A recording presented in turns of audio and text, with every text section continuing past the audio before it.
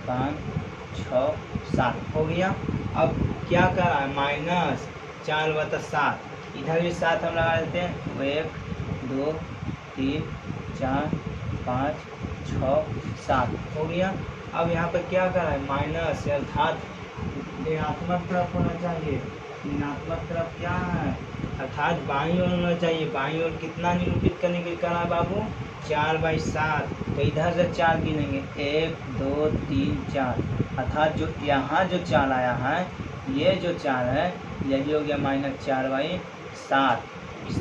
इसी प्रकार हम निरूपित करेंगे इसमें परिमेय संख्या को संख्या रेखा में। लेकिन 1/2 को कैसे निरूपित करेंगे, तो एक परिमेय, एक और रेखा लेते हैं बाबू। एक रेखा ले लिए, कहीं पे एक बिंदु और लिए, इसके बाईं ओर और दाईं ओर क्या लिखते हैं, बाईं ओर -1 और दाईं ओर 1 लिखते हैं। ठीक है, लिख दिए। अब नीचे देखना है कि 2 है, ठीक है। अब 2 लिखा हुआ है बाबू, तो इसके अंदर 1 और 1 2 हो गया, इसके अंदर 1 और 1 2 हो गया। अब इसको हम निरूपित करेंगे, इधर पायलस है या माइनस है, धनात्मक है या ऋणात्मक है, तो धनात्मक बाबू, ये इसको यहाँ पे 1/2 लिख देंगे। यही हो गया संख्या रेखा पर निरूपित। लेकिन अभी भी कोई संख्या जो हम लोगों को दिक्कत होती है, उसको अब आगे संख्या रेखा पर कैसे निरूपित किया जाता है, और उसके बारे में भी आगे हम अध्ययन करेंगे। अब हम एक संख्या और लेते हैं। ये संख्या क्या लेते हैं, दूसरा जो प्रश्न है बाबू, ये एक प्रश्न है। इस प्रश्न में है, ये प्रश्न है जो है 7/3, ठीक है, 7/3 तथा -9/4 को संख्या रेखा पर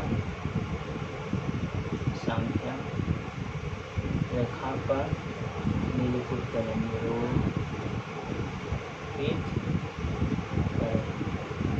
ठीक है, अब इसे कैसे निरूपित करेंगे, अब इसके बारे में अध्ययन करेंगे।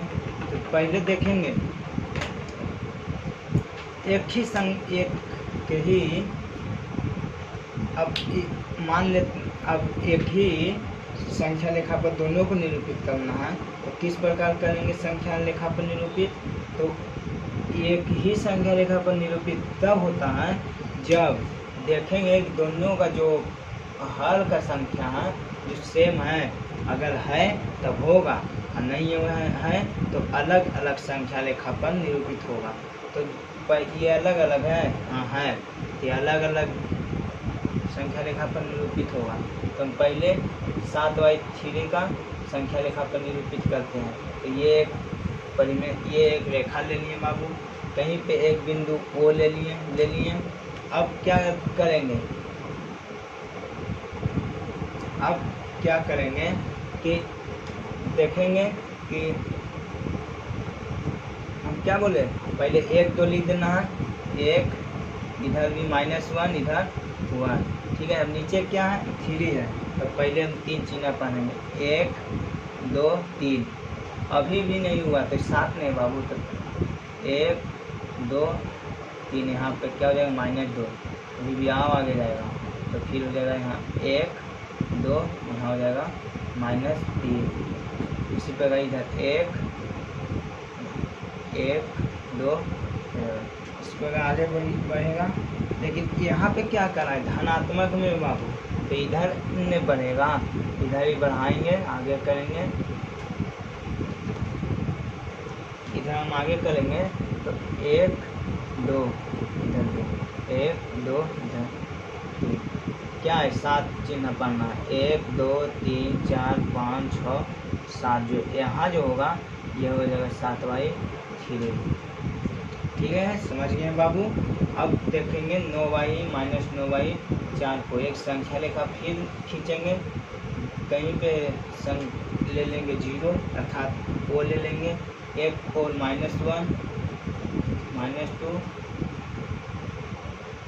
-3, ठीक है, 1 2 3, हो जाएगा। हम क्या बोले, नीचे कितना है बोले बाबू, तो पहले सब में चार लकीर पालेंगे, 1 2 3 4, 1 2 3 4, 1 2 3 4, 1 2 3 4, 1 2 3 4, 1 2 3 4 हो गया बाबू। अब देखेंगे गिनेंगे माइनस में 9 है, अर्थात बाईं ओर देखेंगे तो कितना 9 गिनना है, 1 2 3 4 5 6 7 8 9, जो ये है यही हो जाएगा -9/4। समझ गए हैं। अब हम जो आगे पढ़ेंगे बाबू वो है दो परिमेय संख्याओं के बीच परिमेय संख्या निकालने के लिए बता दिए बाबू। हाँ, अब जो आगे जो पढ़ाएंगे आप लोग को, जो अपरिमेय संख्या के बारे में आगे हम अध्ययन करेंगे। आगे बाबू परिमेय संख्या के बारे में अध्ययन कर चुके हैं। अब हम क्या देखेंगे, अपरिमेय संख्या।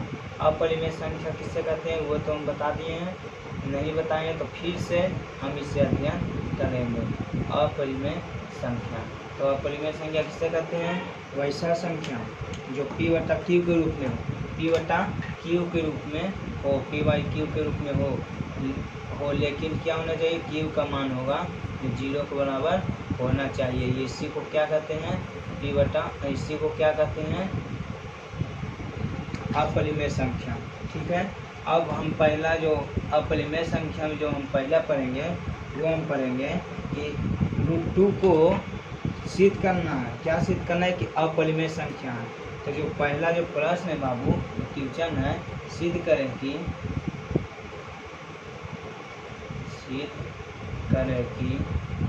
√2 अपरिमेय संख्या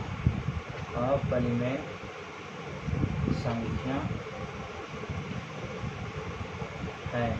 ठीक है। अब हमको तो ये नहीं पता है कि ये परिमेय है या अपरिमेय है, लेकिन यहाँ पे क्या है, सिद्ध करने के लिए दे दिया गया है। क्या दे दिया गया बाबू कि इसे सिद्ध करना है कि ये संख्या है जो अपरिमेय है। अपरिमेय करने का मतलब जो Q का मान है जो 0 के बराबर होना चाहिए। तो हम देखेंगे कि मान लेते हैं,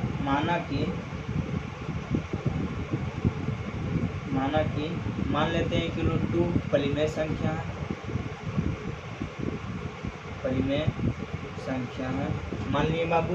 अब क्या करेंगे, अब परिमेय संख्या है तो अब इसको गुणनखंड तोड़ेंगे। गुणनखंड तोड़ने का मतलब है कि क्या √2 परिमेय संख्या है तो क्या करते हैं, P/Q के रूप में होना चाहिए। हाँ, अब क्या करेंगे, दोनों ओर वर्ग करने पर, अब दोनों तरफ वर्ग करने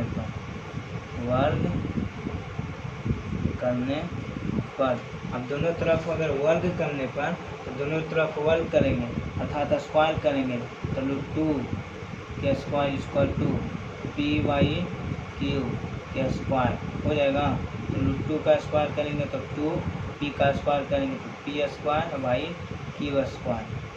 अब तीछी गुना P² = 2Q² हो जाएगा। तो P² = 2Q² हो जाएगा और अंडर रूट में कर देंगे। यहाँ स्क्वायर हटेगा तो अंडर रूट चलेगा। अब देखेंगे P = √2Q हो जाएगा। अब देखेंगे Q का जो मान है जो क्या है, √2 है, अर्थात Q का मान हमको क्या आना चाहिए, परिमेय होने के लिए 0 के बराबर, परिमेय होने के लिए, ठीक है, परिमेय होने के लिए 0 के बराबर नहीं होना चाहिए। तो ये क्या है, अपरिमेय संख्या है कि नहीं है।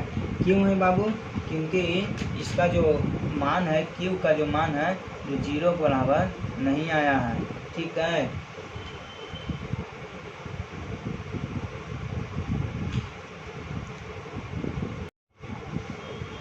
अपरिमेय संख्या और परिमेय संख्या में जो लास्ट पॉइंट है बाबू वो है शांत और अशांत। क्या है, शांत और अशांत।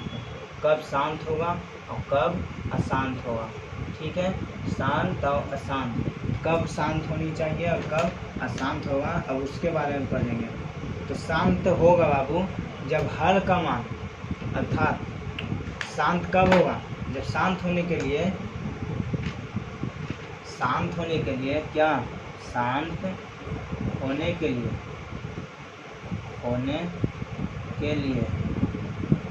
अंश में नहीं बाबू, हल में क्या होना चाहिए? हल में क्या होना चाहिए?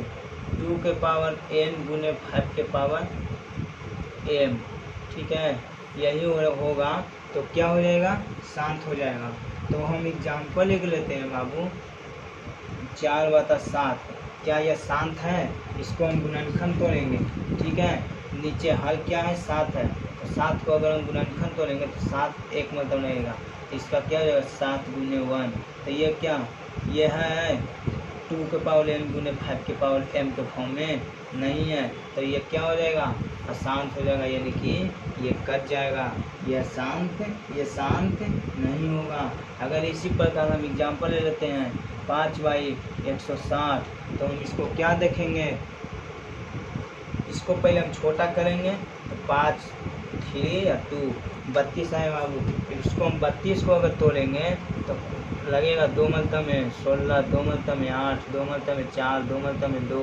अब इसको क्या होगा? 2 गुने 2 गुने 2 गुने 2 गुने 2 होगा। अब इसको क्या लिखते हैं? 2 के पावर 5 जो है, और गुने 5 के पावर 0। जब किसी के पावर भी 0 होता है तो उसका मान क्या हो जाता है? 1 हो जाता है, ठीक है। तो ये क्या है? ये शांत है। शांत होने के लिए क्या होना चाहिए? शांत होने का शर्त, ठीक है,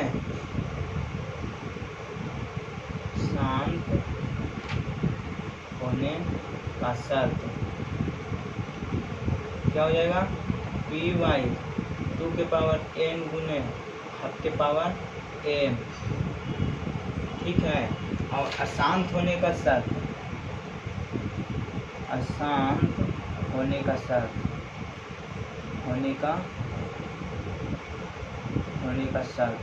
इक्वल टू p के पावर 2 के पावर m गुने 5 के पावर m गुने